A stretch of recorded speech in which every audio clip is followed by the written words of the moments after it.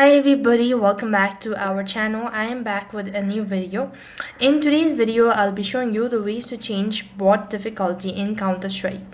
To change bot difficulty in Counter-Strike, you could follow these simple steps. In order to change the bot difficulty in Counter-Strike, you could see this is how it's done. So here I'm going to provide you the article where it actually shows you or provide you with the information.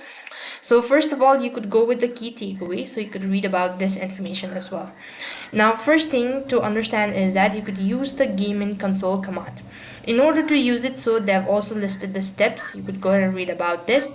Next thing you could do is there is this breaking the number.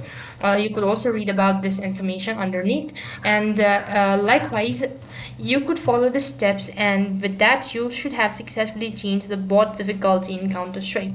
And besides that, you could also follow the steps and you should have successfully changed bot difficulty in Counter-Strike. That is all for this video. I hope the video was helpful. Make sure to like, share and subscribe to our channel. Thank you for watching. See you in the next video.